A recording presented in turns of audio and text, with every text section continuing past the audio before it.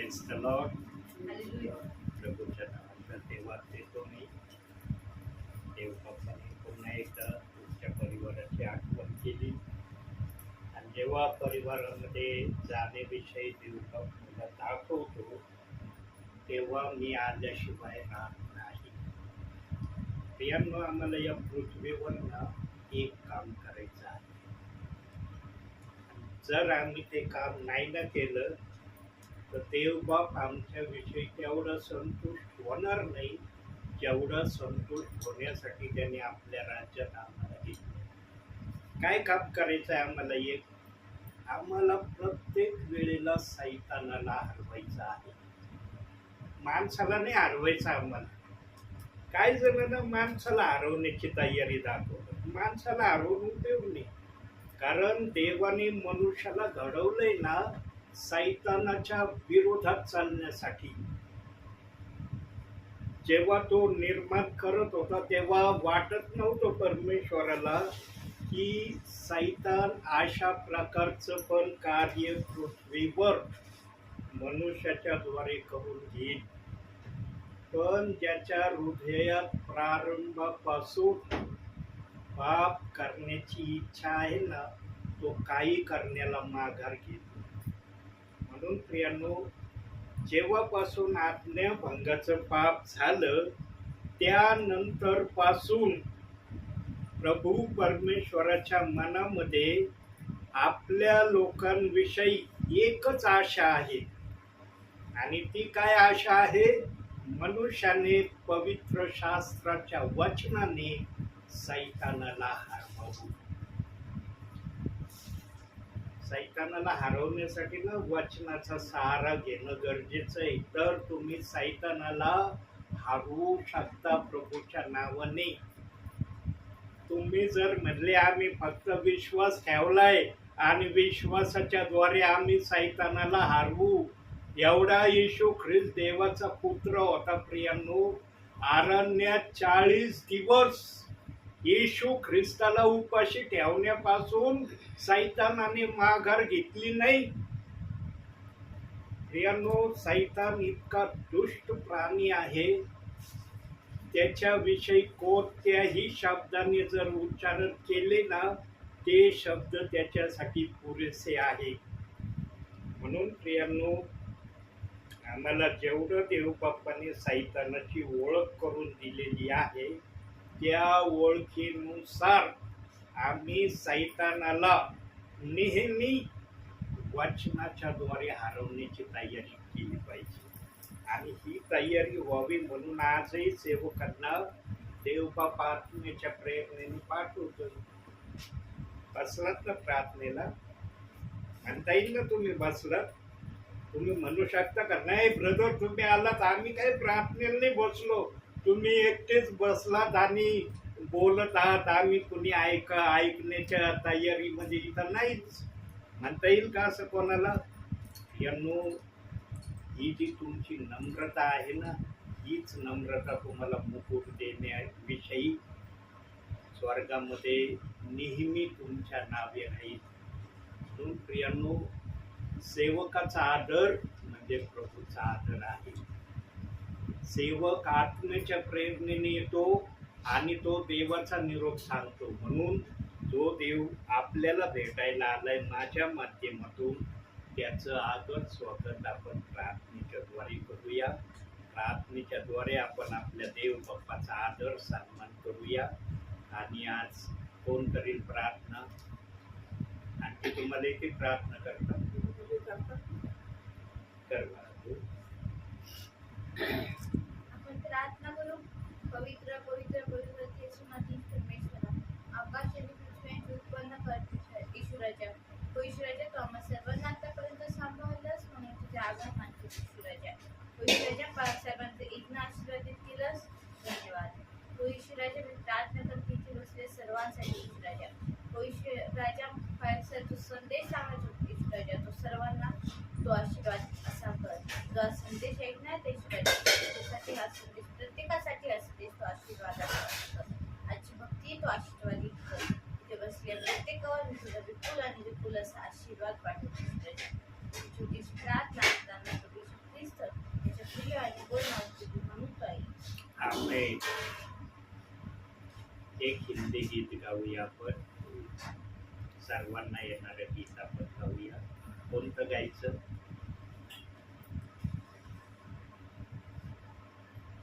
हिंदी गीत. सेना होते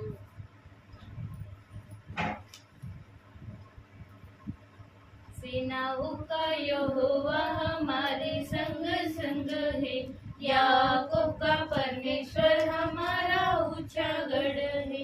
सेनाओं का यहोवा हमारे संग संग है, याकूब का परमेश्वर हमारा ऊंचा गढ़ है. जिसने आकाश बनाया, जिसने पृथ्वी बनाई, ओ जिसने आकाश बनाया, जिसने पृथ्वी बनाई, वो सर्वशक्तिमान प्रभु है. वो यहोवा हमारे संग संग है, वो सर्वशक्तिमान प्रभु है.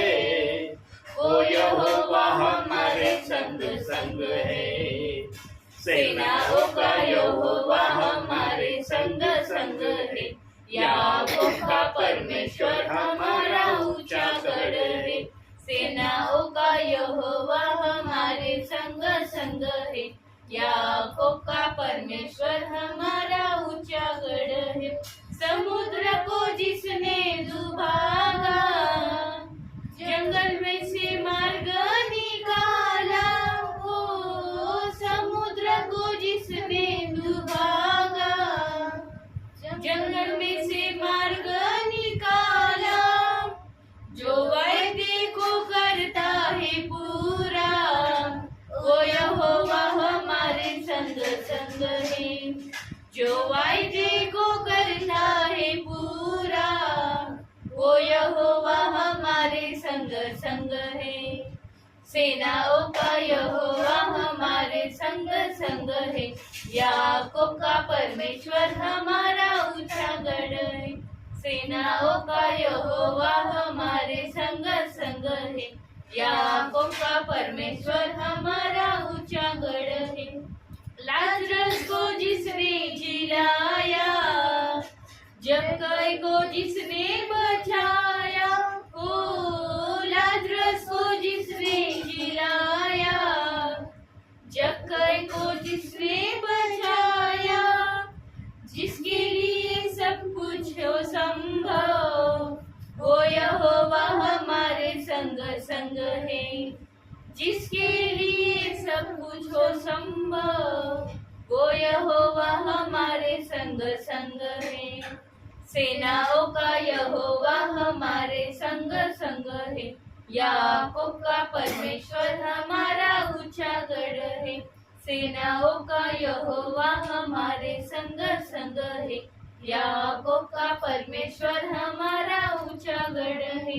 जिसने हमको बनाया, जिसने तुमको बनाया, हो जिसने हमको बनाया, जिसने तुमको बनाया, वो सर्वशक्तिमान प्रभु है. वो यहोवा हमारे संग संग है, वो सर्वशक्तिमान प्रभु है. वो यहोवा हमारे संग संग है. सेनाओं का यहोवा हमारे संग संग है, याकूब का परमेश्वर हमारा ऊंचा गढ़ है. सेनाओं का यहोवा हमारे संग संग है, याकूब का परमेश्वर हमारा ऊंचा गढ़ है. हमारा ऊंचा गढ़ है, हमारा ऊंचा गढ़ है. सध्या उन्हाळा चालला आहे ना, आचार खाणं, फ्रीजचं थंड पाणी पिणं यामुळं घशावर जरासा परिणाम होत आहे. स्त्रियांनो, प्रत्येकाच्या घशामध्ये काही ना काही इन्फेक्शन आचारामुळं आणि थंड पाण्यामुळं आज होत आहे. आपण जास्त पाणी पितो ना थंड, म्हणून आपल्या घशाला तरी पाणी तेवढं सोसवत नाही कारण एकाएकी जर पाण्याचं प्रमाण थंड आपण एकाएकी वाढवलं ना तर आपल्या शरीराला ते सूट होत आणि त्याच्यामध्ये आचार जर आपण खाल्लं तर मग ते म्हणतात ना आगीमध्ये पेट्रोल टाकल्यावर काय होतं ती प्रकारची गोष्ट आपल्या घशावर थोडे प्रमाणात होती. पण देव बाप्पाचे आपण आभार मानूया. अशाही परिस्थितीमध्ये देवबाप आपलं गीत आपल्या लोकांच्या मुखातून गाऊन घेतो. प्रियांनो, देवबाप नेहमी स्तुती आराधनेचा तहानेलेला आहे आणि देवबाप्पाला समजतं माझ्या विश्वासणाऱ्यांकडून मला जर माझं गौरव करून घ्यायचंय तर यांच्या घशावर मला कंट्रोल ठेवणं गरजेचं आहे. प्रियांनो, कोणतीच गोष्ट आमच्या शरीराला इतकी हानिकारक देवबाप होऊ देत नाही जितकी हानिकारक होण्याची सैतान अपेक्षा करतो. सैतानाची एकच अपेक्षा आहे की त्याच्या लोकांनी त्याची स्तुती आराधना चांगली करू नये. का सैतानाच्या मनामध्ये ही ईर्ष्या आहे? कारण सैतान जो लुसिफर ज्याला नाव होतं तो देखील प्रभू परमेश्वराला स्वर्गामध्ये स्तुती आराधना आणि वाद्य संगीताच्या द्वारे प्रसन्न करत होता. त्याला वाटत होतं की मी जे केलं ते कोणी करू शकणार नाही. परंतु प्रियांनो, जो देव सार्वभौम आहे, ज्याला सर्व गोष्टीवर अस्तित्व आहे, तो देव एकाने जरी त्याला धोका दिला तरी तो आपल्या हाताने घडलेल्या मनुष्याकडून आपली स्तुती आराधना करून प्रसन्न होतोय. सैतानाला वाटत होतं प्रभू परमेश्वराला आता स्तुती आराधना ही ऐकायला मिळणार नाही.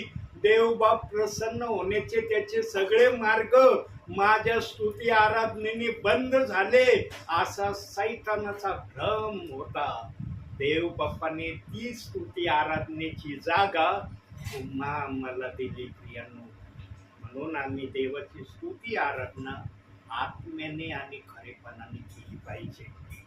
जल्लोषाने, उत्साहाने, आनंदाने आम्ही आमच्या तारणाऱ्या देवाचं स्मरण करणं गरजेचं आहे. म्हणून आपण आपल्या वचनाकडे येऊया.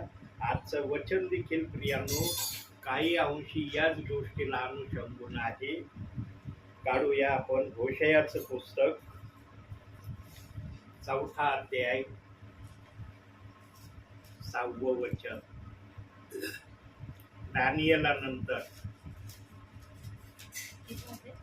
4था अध्याय 6वं वचन.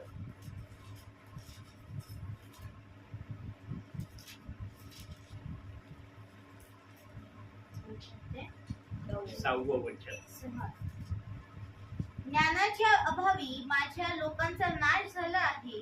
तू ज्ञानाचा अव्हेर केला म्हणून मीही तुझा अव्हेर करीन. म्हणजे अर्थात मी याजकाचे काम तुला करू देणार नाही. तू आपल्या देवाचे धर्मशास्त्र विसरलास म्हणून मीही तुझ्या मुलास विसरेन. प्रियांनो, या एका वचनामध्ये जवळजवळ देव बाप्पाने 4 गोष्टी सांगितल्या आणि या वचनामध्ये याजकाला देखील देव बाप्पाने सोडलं नाही.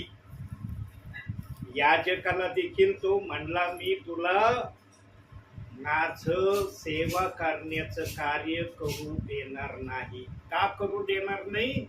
कारण तू ज्ञानाचा अभ्यास केला. माझं ज्ञान तू प्राप्त करून घेण्यासाठी माघार घेतली. प्रियांनो, सेवकांसाठी सर्वात मोठा बोध आणि इशारा या वचनात काय आहे? सेवकाजवळ प्रथम पवित्र आत्मा असणं गरजेचं आहे. आणि दुसरी गोष्ट, देवाचा सेवक हा वचनाने मुरलेला किंवा वचनाने भरलेला असला पाहिजे. जर एखाद्या सेवकामध्ये या गोष्टी नाही तर वचन स्पष्ट सांगतंय की मी तुला माझं काम करू देणार नाही. आणि ज्ञानाच्या आव्हानाविषयी तुम्हाला पण सावधान केलंय. सेवकाला तर सेवेपासून बेदखल करण्याचं देव बाप्पाने वचनात सांगितलं आहे. देव बाप जे पण बोलतो ना, अधिकार वाणीने बोलतो बर का. तो भीत भीत आणि कापत कापत बोलत नाही. अरे मी बोललो तर काय होईल, हे जर मी सांगितलं तर याचा परिणाम काय होईल. देव बाप सर्व गोष्टी नियंत्रणात ठेवून आपल्या लोकांशी बोलतो. यांनो, ख्रिस्ती जीवनामध्ये जर तुम्ही आलात ना, ज्ञानाचा कधी अभेर करू नका. ज्ञानाचा जर अभेर तुम्ही केला ना प्रियांनो, वर स्वर्गामध्ये असे काही सिक्रेट प्रश्न देव बाप विचारणार आहे प्रत्येकाला. कारण प्रत्येकाच्या जीवनाच्या पुस्तकामध्ये प्रत्येकाचा लेखाजोखा प्रभू लिहित आहे. प्रभू कोणता जोखा लिहित आहे जीवनाच्या पुस्तकामध्ये माहिती का? देवासाठी तुम्ही काय केलं याचा लेखाजोखा आहे. तुम्ही पृथ्वीवर काय केलं, कसं केलं, केव्हा केलं, किती वेळ केलं याचा हिशोब नाहीये देव बाप्पाजवळ. देव बाप्पाजवळ फक्त या गोष्टीचा हिशोब आहे, तुम्ही देवासाठी किती वेळ दिला प्रत्येक दिवशी, देवासाठी तुम्ही काय केलं. यांनो, काही प्रियजन असे आहेत ते फक्त चर्चच्या दिवशी जागे होतात. रविवार असला ना, अरे आज रविवार आहे, चर्चला जायचंय. चर्चहून आलं ना, संपला त्यांचा सर्व विषय. यांनो, फक्त रविवारच्या दिवशी चर्चला जाऊन येण्यापुरतं देव बाप्पाची आठवण तुम्हाला होते. बाकी वेळेला यांनो, प्रत्येक क्षणाला आम्ही देव बाप्पाला भिवून वागणं गरजेचं आहे. देवाने जर शाप दिलाय ना, तुला काम करावे लागेल, तर ते करणं गरजेचं आहे. कामाविषयी देवबाप कधी नाराज होत नाही, कारण त्याने स्वतः मनुष्याला शाप दिलाय, तू निडाळ्याच्या घामाची भाकर खाशील.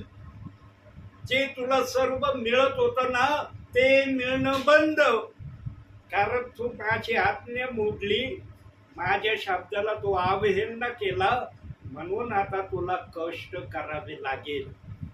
पाहतो ना आम्ही पृथ्वीवर निरनिराळ्या प्रकारची काम आहे ना. कामाचे प्रकार कोणकोणते आहेत? हर प्रकारचं काम आहे, पण हर प्रकारच्या कामाला एकच गोष्ट दिली जाते, आणि ते म्हणजे पैसा दिला जातो. काम कोणतंही असू द्या, पण त्याचं वेतन पैसा आहे. यांनो, जितकं काम करणं आम्हाला आवश्यक आहे पृथ्वीवर, त्यापेक्षा अधिक देवाच्या भयामध्ये राहणं, ज्ञानाच्या शिक्षणामध्ये राहणं हे अति महत्वाचं आहे.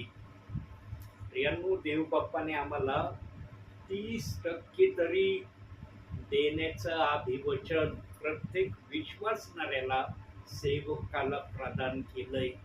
पण आम्ही त्या 30% पर्यंत देव बाप्पाच्या सानिध्यामध्ये येण्याचा प्रति दिवशी प्रयत्न करतो का?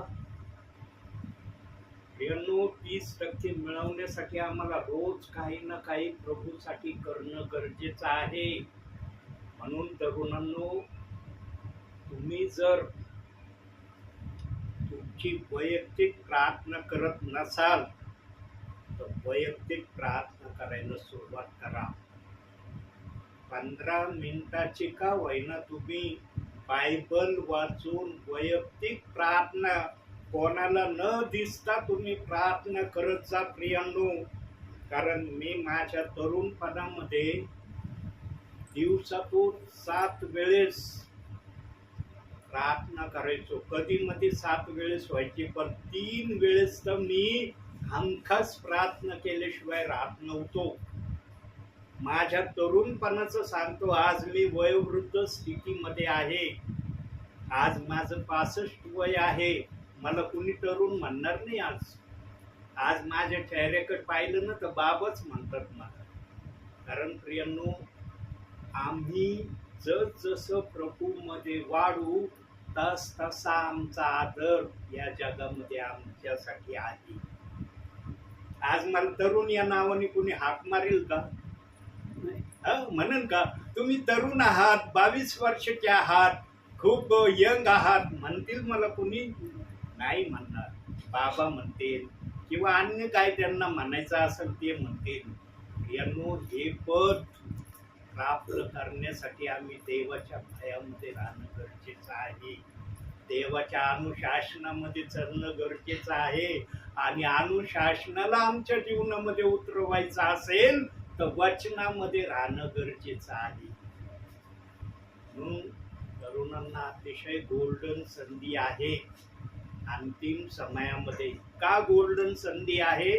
वचनातून बघू आपण. या योएलचं पुस्तक, आता गोल्डन हा शब्द आलाय ना तरुणांसाठी, तर बघूया काय गोल्डन संधी आहे तरुणांना.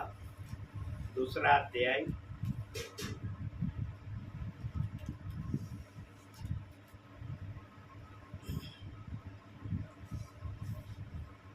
होशेयाच्या नंतर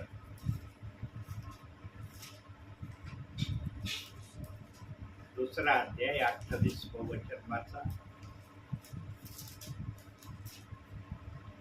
यानंतर असे होईल की मी मनुष्य मात्रांवर आपल्या आत्म्याचा वर्षाव करीन. तेव्हा तुमचे पुत्र व तुमच्या कन्या संदेश देतील, तुमच्या वृद्धास स्वप्ने पडतील, तुमच्या तरुणास दृष्टांत होईल. आमेन. का गोल्डन संधी आहे म्हटलं? कारण तरुणांना काय होतील? दृष्टांत. प्रेमानं काय तुम्हाला हे दृष्टांत? देव बाप्पाच्या अनमोल रहस्याचे ठेवे तुम्हाला देव बाप्पाने दाखवावे, हे तुम्हाला अमान्य होईल. प्रियांनो, म्हणून गोल्डन संधी आहे तरुणांना. देव बाप हर प्रकारची सहाय्यता अंतिम समयामध्ये तरुणांना आणि तरुणींना करायसाठी रेडी आहे. तरुण आणि तरुणी घेण्यासाठी रेडी आहेत का याचं परीक्षण देव बाप स्वर्गातून करत आहे. आणि योएल संदेश त्याने जी भविष्यवाणी केली ती भविष्यवाणी या पृथ्वीवर काही ठिकाणी पूर्ण होत आहे. काही ठिकाणी ही भविष्यवाणी पूर्ण होत आहे. आज काही तरुण सेवकांना, काही तरुणींना दृष्टांत ही देवबाप दाखवित आहे. प्रियांनो, दृष्टांत दाखवण्याविषयी देव बाप्पाने भेदभाव नाही केला बरं का. अरे नवीन विश्वासणारे आहे यांना दृष्टांत नको, 25 वर्ष 20 वर्ष प्रभूमध्ये आहेत त्यांना दृष्टांत दाखवायचा, असं प्रभूच्या मनात नाही. 1 मिनिटाचा विश्वासणारा जर असला ना प्रभूच्या नावामधला, 1 मिनिटाचा विश्वासणारा, त्याला सुद्धा देवबाप दृष्टांत दाखवण्याची तयारी करतो. आता सांगा तुम्ही, एक मिनिटाचे विश्वासणारे आहात का? तुम्हाला म्हणता येईल का आम्ही 1 मिनिटाचे विश्वासणारे आहोत, आम्ही जस्ट प्रभूमध्ये आलो असं म्हणता येईल? तुम्हाला कितीतरी वर्ष झाले असतील प्रभूमध्ये येऊन. प्रियांनो, प्रभूमध्ये जर आलात तर प्रभू कडून काही घेण्याची इच्छा ठेवा. प्रभू पण देण्याची अपेक्षा करतो. म्हणून त्याने आम्हाला जे निवडलंय ना, कशासाठी निवडलंय? आम्ही फळ द्यावं म्हणून निवडले. आम्हाला असंच प्रभूने आपल्या राज्यात घेतलं नाही, आणि फळ देण्यासाठी आमच्या जवळ ती फळ प्राप्त करण्याची कुवत असली पाहिजे. आणि त्या कुवतीला वचनाच्या द्वारे पूर्ण केलं जातं. वचन तुमच्या जवळ आहे तर तुम्हाला सर्व काही करण्याचा अधिकार देव बाप्पाने दिलाय. सेवा करण्याविषयी देव बाप्पाने कोणालाही माग ठेवलं नाही, किंवा काही जणांना सेवा न करण्यापासून रोखलंय असं पण नाही. सेवा कुणी पण करू शकतं. फक्त सेवा करणाऱ्यांमध्ये पवित्र आत्मा असणं गरजेचं आहे आणि त्याला वचनाची थोडी बहुत माहिती असणं गरजेचं आहे. थोडं बहुत कमीत कमी 30% का होईना त्याला वचनाची माहिती असणं गरजेचं आहे. या गोष्टी जर एखाद्यामध्ये आहेत ना, मग तो सेवक असो, विश्वासणारा असो, बहीण असो किंवा तरुण असो, कुणी असो, देव बाप त्यांच्याद्वारे आपलं कार्य, आपली सेवा करून घेतल्याशिवाय राहणार नाही. आणि याच गोष्टीला देव बाप्पाने ज्ञान हे नाव दिलंय.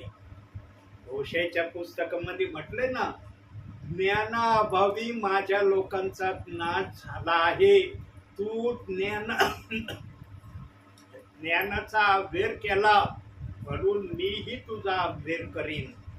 देव बाप्पाला प्रत्येक जणाने ज्ञानामध्ये वाढावं हे आवडतं आणि ज्ञानामध्ये वाढण्यासाठी वचन ऐकणे आणि वचन वाचणे यापेक्षा दुसरा माध्यम ज्ञानाला प्राप्त करण्याचा नाही.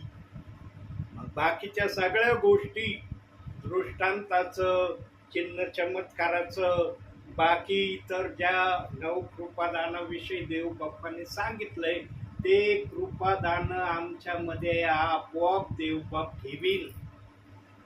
ज्याने मेहनत घेतली आहे ना, ज्याने झळ खाल्ली आहे, त्याला फळ मिळाल्याशिवाय राहत नाही. मग ते फळ 1 प्रकारचं भेटो या 6 प्रकारचं भेटो या 9 प्रकारचं भेटो, ते देवाच्या देण्यावर आहे. पण ज्याने झळ खाल्ली त्याला फळ मिळाल्याशिवाय राहत नाही. आणि झळ कशाची खायची? वचन वाचण्याची.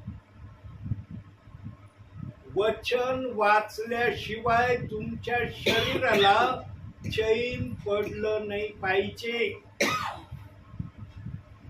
असे विश्वासणारे आजही आहेत, असे सेवक आजही आहेत. ते वचन वाचल्याशिवाय नाश्ता करीत नाही. पहिली देव बाप्पाची स्तुती, आराधना, प्रार्थना, वचन वाचणे, मग ते नाश्ता करतात. आणि त्या प्रक्रियेमध्ये मी आजपर्यंत आहे.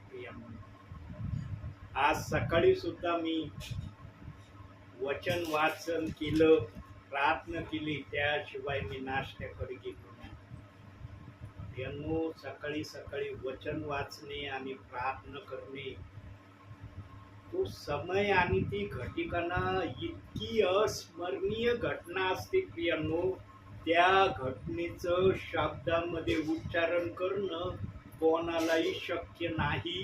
कारण स्वतः देव बाप त्या प्रार्थनेमध्ये उपस्थित असतो आणि इतकं हृदय आनंदाने प्रसन्न असतं प्रियांनो. त्या वेळेला मी सांगू नाही शकत, माझ्या मुखात ते शब्द देवबाप पाठवे नाही जे शब्द तुम्हाला सांगायची मी अपेक्षा करतो. पण एवढंच सांगतो प्रियांनो, अतिशय आनंदमय तो समय असतो. प्रियांनो, आपल्या दिवसाच्या दिनचर्येची सुरुवात वचन वाचण्याने आणि प्रार्थनेने जो करील ना प्रियांनो, तो देवाची सेवा केल्याशिवाय राहणार नाही. मग ती सेवा त्याच्या एरियात का करणं व्हायना, आपल्या घरात का करणं व्हायना, पण तो सेवा केल्याशिवाय राहणार नाही. कारण ज्याने देव बाप्पासाठी काही केलं त्याच्यासाठी देव बाप पण काही करतो. देव बाप त्याला रिकामं कधीच ठेवत नाही.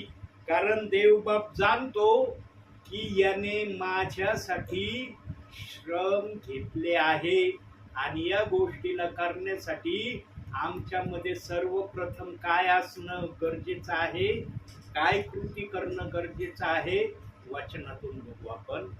काढूया आपण स्तोत्र संहिता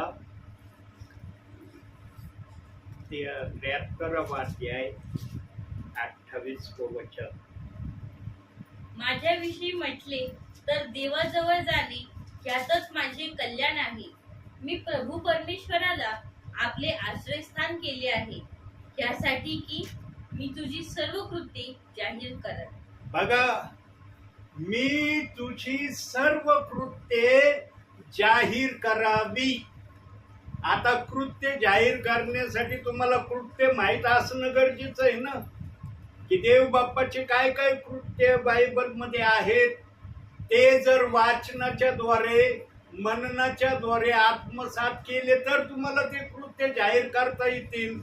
तुम्ही जर काही केलंच नाही, वाचनच केलं नाही, काही जमाच केलं नाही, कोणते कृत्य जाहीर करताना देव बाप्पाचे.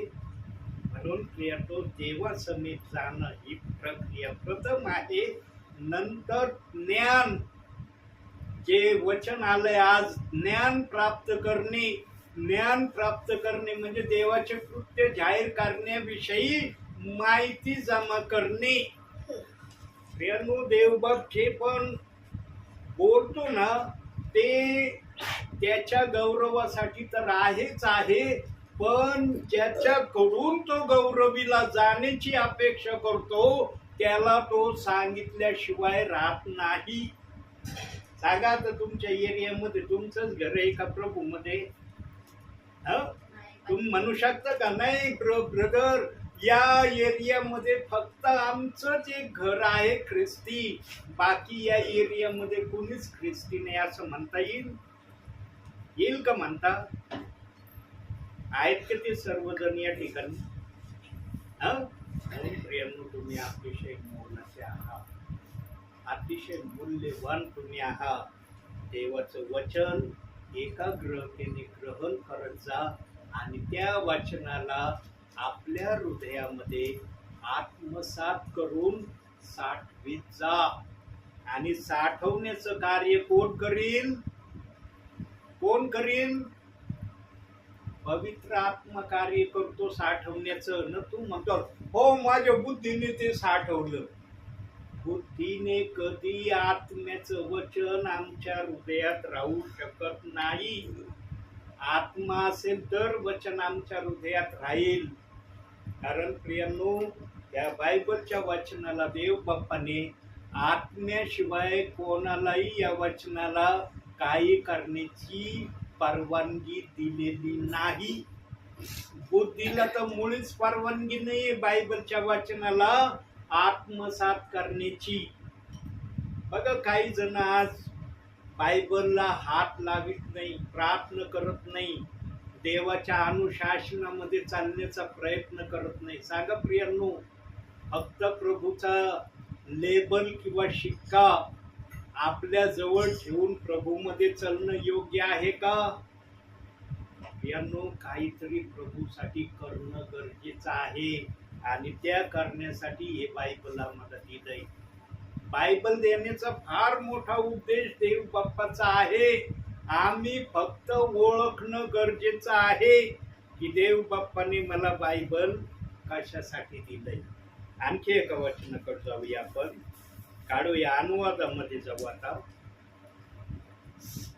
3रा अध्याय 22 वचन बघा. तिथं एक शब्द दिलाय फार सुंदर.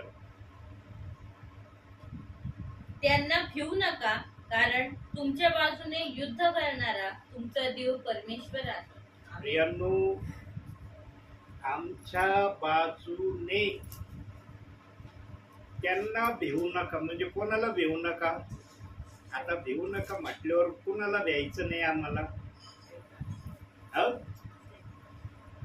कुणाला नाही भ्यायचं आम्हाला? सैतानाला भ्यायचं नाही, पण आई बापांचा सन्मान करायचं बरं का.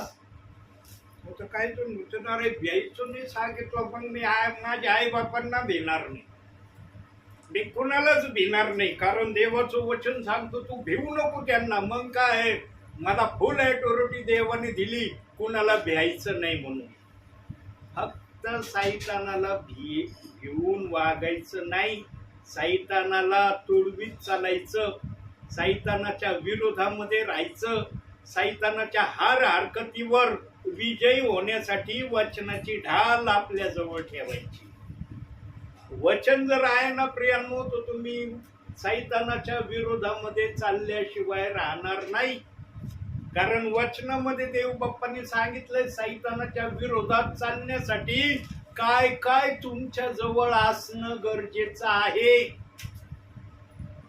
जेव्हा एखादा सैनिक युद्ध क्षेत्रामध्ये जातो, रिकामा जातो का? पाहिलं का कधी असं की कोणता सैनिक युद्ध करायला निघलाय तो बिना हत्याराचा युद्ध क्षेत्रामध्ये उतरलाय? किती तऱ्हेचे साहित्य घेऊन तो युद्ध करायला जातो. तेव्हा त्याला खात्री वाटते, त्याला विश्वास बसतो की या शस्त्राच्या बळावर मी प्रतिस्पर्धी शत्रूवर जय मिळविल, विजयी होईल, अशी तो आशा मनामध्ये ठेवून युद्ध क्षेत्रामध्ये उतरतो. पण प्रियांनो, आम्हाला बायबलमध्ये एक राजाविषयी दिसतं की तो राजा युद्ध क्षेत्रामध्ये देवाबरोबर देवाच्या साह्याने फलिस्टी कनानी लोकांबरोबर युद्ध करत असताना युद्धामध्ये त्याची जराशी पराभवाची सरशी होत असताना त्याला दिसली. बघा, ध्यान देऊन ऐका प्रियांनो, आजचं जे वचन आलंय ना, ज्ञानाभावी माझ्या लोकांचा नाश झालाय आणि तू ज्ञानाचा अभ्यास केलाय, याच गोष्टीला अनुषंगून आजचं वचन आहे. प्रियांनो, यहोशुआ राजा जेव्हा फलिस्टी कनानी लोकांबरोबर युद्ध करत होता आणि जेव्हा त्याच्या बाजूची पडझड व्हायला लागलेली त्याला दिसली आणि सूर्य आस्ताकड जात असलेला त्याने पाहिला, तेव्हा त्याने एका गोष्टीचा उपयोग केला आणि ती गोष्ट त्याच्या जवळ होती म्हणून त्याला त्या गोष्टीचा उपयोग करता आला. त्याच्या जवळ ती गोष्ट नसती तर त्याला त्या गोष्टीचा उपयोग करता आला नसता. त्याच्या जवळ देवाचा शब्द होता आणि देवाच्या शब्दाप्रमाणे वागण्याची त्याची प्रतिक्रिया रोज आणि रोज तो प्रभूच्या सानिध्यामध्ये करत होता. आणि जेव्हा त्याला दिसलं आता आमचा पराभव होण्याच्या मार्गाकड आमचं सर्व काही चाललेलं आहे, तेव्हा त्याने आपलं मुख उघडलं. प्रियांनो, काय उघडलं त्याने? फक्त आपलं मुख उघडलं आणि काय म्हणलं? वचनातून बघू आपण आता त्या गोष्टीला. यहोशुआने आपलं मुख उघडलं आणि काय म्हणला तो? जेव्हा त्याची युद्धामध्ये पराभवाची गती व्हायला लागलेली त्याला दिसायला लागली, त्यावेळेस त्याने आपलं मुख उघडून काय बोललं ते आपण वचनातून ऐकूया. यहोशुआचं पुस्तक अनुवादानंतर यहोशुआ 9वा अध्याय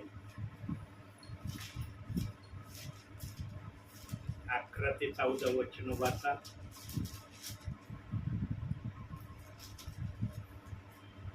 ते इस्रायलाकडून पळून बेत होर्नच्या उतरणीवर आल्यावर अजेकात जाऊन पोहोचेपर्यंत परमेश्वराने आकाशातून मोठ्या गारा त्याचवर पाडून त्यास ठार केले. इस्रायल लोकांनी तरवारीने मारिले, त्याहून अधिक लोक गारांनी मेले. परमेश्वराने अमोरी लोकांस इस्रायल लोकांच्या हाती दिले. तेव्हा यहोशुआ परमेश्वराशी बोलला. इस्रायला समक्ष तो असे म्हणाला, हे सूर्या, तू गिबोनावर स्थिर हो. हे चंद्रा, तू अय्योलाच्या खोऱ्यावर स्थिर हो. तेव्हा सूर्य स्थिर झाला आणि चंद्र थांबला. त्या राष्ट्राने आपल्या वैराचे पुरे उसने केडीपर्यंत थांबले. याशर नामक ग्रंथात ही कथा लिहिली आहे ना. सूर्य आकाशमंडळात थांबला आणि जवळजवळ चंद्रग्रहण अस्त पावला नाही. असा दिवस पूर्वी कधी आला नाही व पुढेही येणार नाही. परमेश्वराने मानवाचा शब्द ऐकला. परमेश्वर इस्रायलसाठी लढला. पाहिलं प्रियतो, परमेश्वराने मानवाचा शब्द ऐकला आणि काय म्हणलं मानव परमेश्वराला, सूर्याला थांबव, आकाश मंडळामध्ये त्याला अस्ताला जाण्यापासून आडव, त्याला जागेवर स्थिर राहण्याची आज्ञा कर. मी जर या ठिकाणातून एखादं वाक्य बोललं, हजारो करोडो मैल माझा आवाज जाईन का? जाईन का? मला माझ्या आवाजाची खात्री, हा जो रोड आहे ना, या रोड पर्यंत पण माझा आवाज जातोय की नाही याची मला शाश्वती नाही. पण यहोशुआ पृथ्वीवरून सूर्याकडे पाहून सूर्याला म्हणला, हे सूर्या, आस्ताकड जाण्याची तू घाई करू नको, आज मावळायची तू घाई करू नको. करोडो मीलवर असलेल्या सूर्याला कसं ऐकायला गेलं? पृथ्वीवरच्या व्यक्तीने करोडो अंतरावर असलेल्या सूर्याला कसं ऐकायला गेलं? याचं कारण काय माहिती? यहोशुआच्या हृदयामध्ये जो आत्मा होता ना, त्या आत्म्याचा शब्द सूर्यापर्यंत पोहोचला. त्याचा आवाज जरी तिथपर्यंत जाऊ शकला नाही, पण त्याच्यामध्ये जो आत्मा होता ना देव बाप्पाचा, तो आत्मा त्या सूर्याला म्हणला, माझा दास काय बोललाय, तू मावळायची घाई करू नको. आणि सूर्य लगेच जागेवर थांबला. सूर्याची प्रक्रिया पाहून चंद्र पण म्हणला, अरे मी पण आज माझी प्रक्रिया करणार नाही. तो पण सूर्यासारखा स्थिर एका जागेवर थांबला. काय महान देवाचा दास आहे प्रियांनो. शब्द बोलल्याबरोबर सूर्याने त्याचं ऐकलं. साधी घटना नाही प्रियांनो ही, सूर्याला थांबवणं, चंद्राला थांबवणं. कारण देव बाप यहोशुआच्या त्या शब्दातून काय जाणत होता माहितीये, काय समजून घेत होता? कारण जर आमोरी लोकांच्या हातून यहोशुआचा पराभव जर झाला असता त्या युद्धामध्ये, तर आमोरी लोक कदाचित म्हणले असते, आम्ही देवाच्या लोकांना पण हरवणारे आहोत. आणि लक्षात ठेवा प्रियांनो, देवाचे लोक कधीही पराभवामध्ये जगणार नाही. देवाच्या लोकांचा कधीही पराभव होणार नाही. पण देवाच्या लोकांची एक स्थिती होणार. पराभव जर नाही होणार ना, तर एक स्थिती प्रभू मध्ये असलेल्या प्रियजनांची झाल्याशिवाय राहणार नाही. सर्वांचीच होईल असं नाही आणि कोणाचीच होणार नाही असंही नाही. वचन बघूया आपण त्याच्यासाठी. योहानकृत शुभवर्तमान 16वा अध्याय 33वे वचन बघा काय म्हणते ते वचन.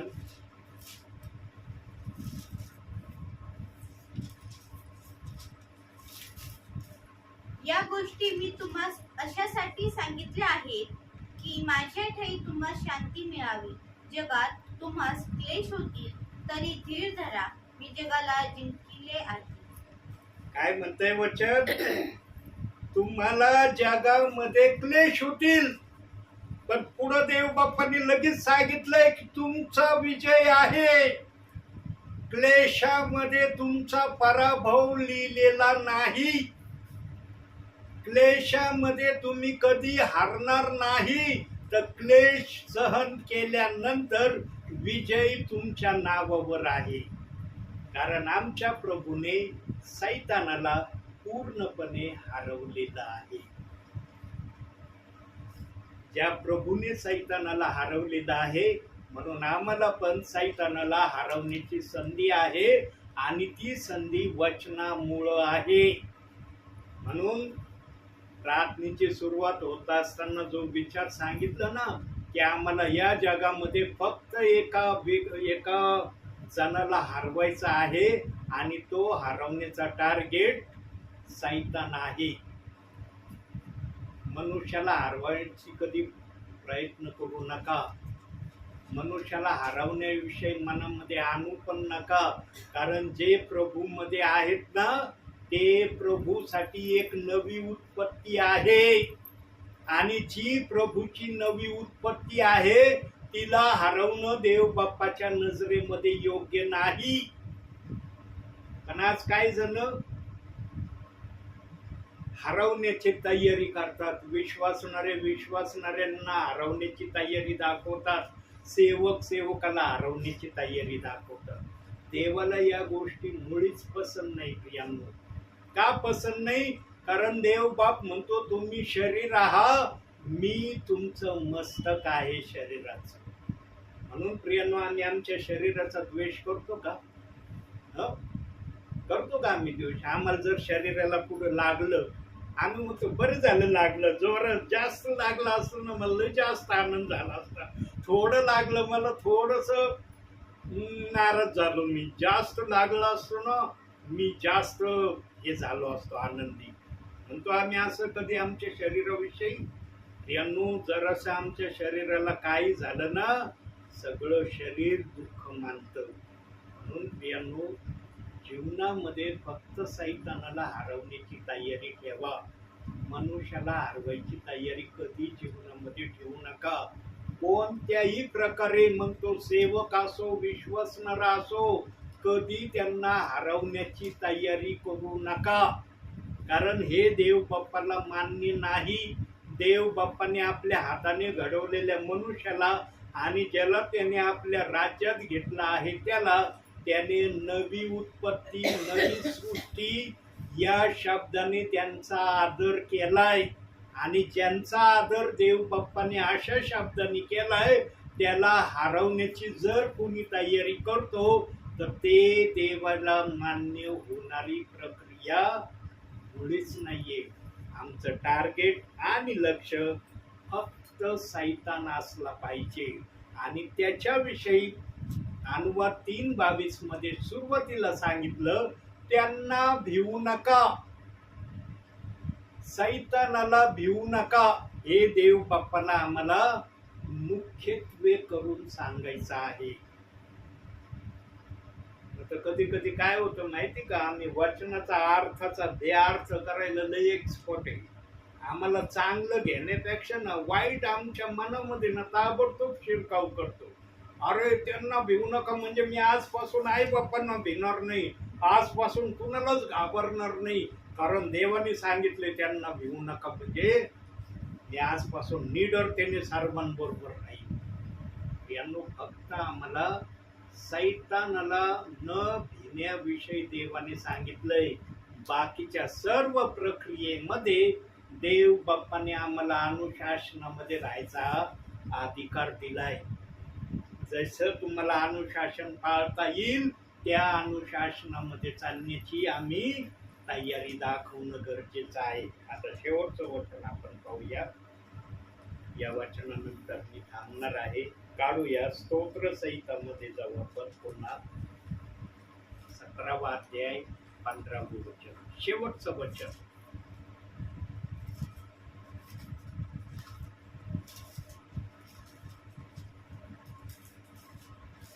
मी तर धार्मिक ठरून मला तुझ्या मुखाचे दर्शन घडू.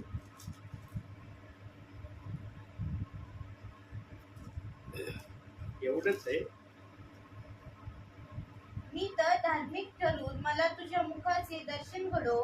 मी जागा होईन तेव्हा तुझ्या दर्शनाने माझी तृप्ती हो. प्रियांनो, तृप्ती या शब्दावर 2 मिनिटं बोलतो. थांबतो या ठिकाणी. प्रियांनो, आम्हाला तृप्ती कोणाची करायची माहिती का? कोणाची तृप्ती करायची आम्हाला? तृप्ती करणं हे माहीत असणं गरजेचं आहे आम्हाला. आम्हाला कोणाची तृप्ती करायची? आमच्या शरीरामध्ये जो आत्मा देव बाप्पाने ठेवला आहे त्या आत्म्याची आम्हाला तृप्ती करायची आहे. त्या आत्म्याला आम्हाला वचनाने सामर्थ्यशाली करायचं आहे. त्याची तृप्तता भागवायची आहे.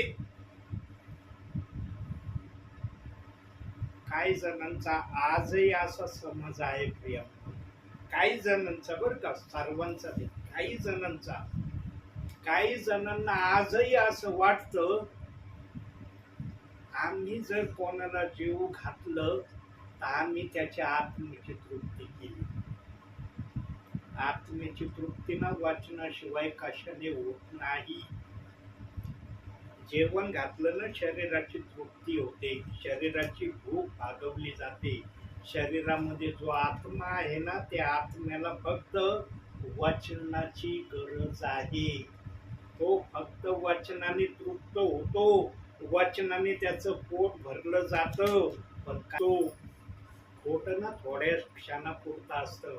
खोट्यामध्ये ना क्षणभर आनंद मिळतो, नंतर ना फार मोठा पस्तावा खोट्यापणाने अनुभवास मिळतो. आणि त्याचं ताजं उदाहरण कोण आहे? यहूदा इस्करियोत. प्रभूला 30 रुपयामध्ये विकण्यामध्ये त्याला किती आनंद वाटला, किती आनंदाने त्यांनी 30 रुपये घेतले. पण नंतर त्याला पस्तावा झाला त्या 30 रुपयाचा. आणि ज्यांच्याकडून ते पैसे घेतले त्यांच्याकडे गेला, त्यांना म्हणला हे पैसे घ्या आणि त्या निर्दोष आहे प्रभू त्याला तुम्ही सोडा.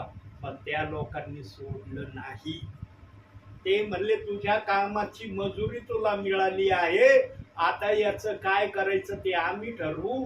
तुला पैसे दिले, तुझं काम संपलं. त्याला राग आला हे शब्द ऐकून, त्याने पैसे तिथंच टाकून निघून गेला. वेळ फार महत्वाचा असतो प्रियांनो. वेळ निघून गेल्यानंतर पस्तावाशिवाय दुसरं काही राहत नाही. यहूदा इस्करियोतने प्रभूला धरून देण्यासाठी 30 रुपयाच्या घेण्याच्या विषयी त्याला फार मनामध्ये आनंदाच्या उकळ्या त्याच्या उठल्या असतील. पण जेव्हा त्याला कळलं ना की जे कृत्य मी केलं ते मनुष्याला तर काय पण देवाला पण नापसंतीचं कृत्य मी केलं, तेव्हा त्याने माघार घेण्यासाठी गेला. पण तिथं त्यांनी एक चूक केली. पस्तावाऐवजी पश्चातापाने त्यांनी या गोष्टीला केला असताना यहूदा इस्करियोत वाचला असता. पण यहूदा इस्करियोत पहिल्यापासून खजिनदाराची जबाबदारी त्याच्यावर होती. खजिनदार तो होता आणि पैशाचा मोह त्याला फार होता. त्या मोहापायी त्याने पस्तावा मान्य केला, पश्चाताप मान्य केला नाही. पेत्रासारखा पश्चाताप जर केला असता ना तर प्रभूने यहूदा इस्करियोतच्या त्या पापाची त्याला क्षमा केली असती आणि देव बाप्पाने त्याला पण काहीतरी बक्षीस देण्याची तयारी दाखवली असती. पण देव बाप्पाला माहित होतं यहूदा इस्करियोत पश्चाताप करणार नाही, पस्तावा करणार आहे. म्हणून प्रभू त्याला बायबलमध्येच म्हणला, तू जन्मला नसताना तर हे तुझ्यासाठी बरे होते, कारण तू मनुष्याच्या पुत्राला धरून देण्याचा सर्वात मोठा अपराध तुझ्या नावावर आहे. प्रभूला धरून देण्याचा अपराध फक्त यहूदा इस्करियोतच्या नावावर आहे, अन्य कोणाच्या नावावर नाही प्रिया. म्हणून जीवनामध्ये जे पण करायचं असेल ते भीतीयुक्त हृदयाने करत जा. आणि भीतीयुक्त हृदयाने करण्यासाठी आमच्या जवळ हे असणं गरजेचं आहे. हे जर आमच्या जवळ आहे ना तरच आम्ही भीतीयुक्त हृदयाने प्रत्येक गोष्ट करण्याची प्रभूच्या समक्षतेमध्ये तयारी दाखवण्याचा प्रयत्न करू. म्हणून आजच्या या छोट्याशा वचनातून देव बाप तुम्हाला आणि मला भरपूर आणि भरपूर आशीर्वाद देऊ. आमेन. डोळे बंद करा. तुम्ही डोळे उघडायचे नाही प्रियांनो. प्रार्थनेमध्ये देव बाप्पाच्या आत्म्यात त्याने जर डोळे बंद करायला सांगितले ना प्रियांनो, आणि जर कोणी चूक मुलीचे डोळे उघडतो ना प्रियांनो, तर तो विश्वासणारा प्रभूच्या शब्दाचा अपमान करणारा आहे. म्हणून जोपर्यंत नेत्र उघडण्याची परवानगी मिळत नाही तोपर्यंत डोळे उघडणं हे चुकीचं आहे. काही काही वेळ आपण शांत राहू, मग आपण राहत जाऊ.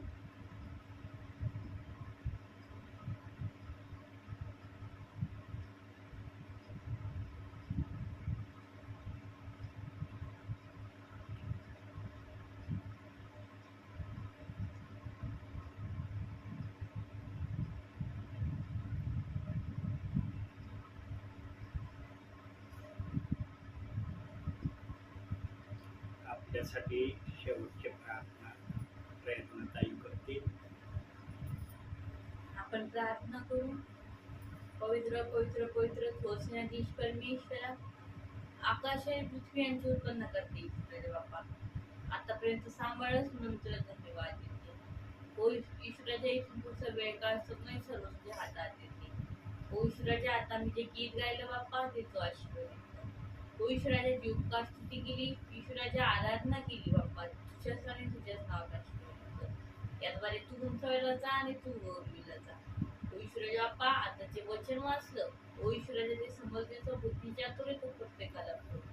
ओ ईश्वराच्या बाप्पा, वचन सांगत असताना पायसमाच्या मुखातून येणारे शब्द त्यांचे नसत तर बाप्पा तुझ्या पवित्र आत्म्याद्वारे. ओ ईश्वराच्या असा आमचा विश्वास आहे बाप्पा. बाप्पा, ऐकणाऱ्या प्रत्येकासाठी संदेश आशीर्वादाचा असा कर. प्रत्येकाच्या जीवनात या संदेशाद्वारे तू कार्य कर ईश्वराच्या बाप्पा. ओ प्रभू ख्रिस्ता, तू म्हणतो जिथे दोघी किंवा तिघे तिथे मी उपस्थित आहे. आमचा विश्वास आहे ईश्वराच्या बाप्पा की तू आमच्यामध्ये उपस्थित आहे. ओ ईश्वराच्या बाप्पा, इथे बसल्या प्रत्येकावर तुझा आशीर्वाद स्वीकार दे बाप्पा. ओ प्रभू ख्रिस्त बाप्पा, आमचे नातेवाईक आपतेष्ट संबंधातले लोक यांच्यासाठी प्रार्थना करते. ओ प्रभू ख्रिस्ता, प्रत्येकाच्या अडीअडचणी मला नाहीत ईश्वराच्या, पण तुला ठाऊक आहेत प्रभू. ओ प्रभू ख्रिस्ता, सर्वांच्या अडीअडचणी दूर करणारा तू देव आहेस बाप्पा. ओ प्रभू ख्रिस्ता, आमच्या कुटुंबावर तुझा आशीर्वाद स्वीकार दे बाप्पा. ओ प्रभू ख्रिस्ता, प्रत्येकाला तुझ्या सामर्थ्याने भर ईश्वराच्या आणि होय तुझ्याच नावाचं करू बाप्पा. आम्ही जे जीवन खाणारे ते तू आशीर्वाद कर. आम्हाला दिलंच ते सर्वांना दे. रात्रीचे समय ईश्वराच्या कोणालाही उपाशी टाळलेल्या गेल्यासाठी ठेवून सर्वांचा जीव तृप्त कर. ईश्वराच्या या रात्रीच्या समेला जे प्रवास करत असतील तर त्याचा प्रवास सुखाचा कर. जे आजारी असतील ईश्वरच्या नाव त्यांचा तू आजारपणा कर आणि होय तुझ्याच नावाचं करू बाप्पा. प्रार्थना करते विशेष बाळासाहेबांसाठी. ओ ईश्वराच्या बाप्पा, तुझी वचन सेवा करत असताना ज्ञान बुद्धी चातुर्याने तू करू. ओ ईश्वराच्या बाप्पा, त्यांच्याद्वारे तू उंचवले जा आणि तू गौरवले जा. ओ प्रभू ख्रिस्त बाप्पा, त्यांचा उपयोग तुझ्या राज्याच्या वाढीसाठी करू आणि होते तुझ्याच नावाचा गौरव. ओ ईश्वराच्या केली प्रार्थना विनंती दासना प्रभू श्री ख्रिस्त याच्या पोडन पेत्रांपैकी म्हणून पिकत आमेन. हे आमच्या स्वर्गातील बाप्पा, तुझे नाव पवित्र मानले जाओ. तुझे राज्य येवो. तुझे स्वर्गात असे पृथ्वीवर. तुझ्या इच्छेप्रमाणे आमची रोजची पगार समजते. जसे आमच्या नावातून सोडले आहे तसे स्वामीने माफ सोड आणि माफ परीक्षा नकोस तर आम्हाला सोडायला सोड. परंतु सामर्थ्याने करू ही सर्व काळ तुझीच आहे. आमेन. प्रभू येशू रक्त की जय. प्रभू येशू रक्त की जय. प्रभू येशू रक्ताचा जय जयकार असो. आमेन. धन्य येशू नाम, धन्य येशू नाम, धन्य येशू नाम सर्व काळ. धन्य येशू नाम, धन्य येशू नाम, धन्य येशू नाम सर्व काळ. आमेन.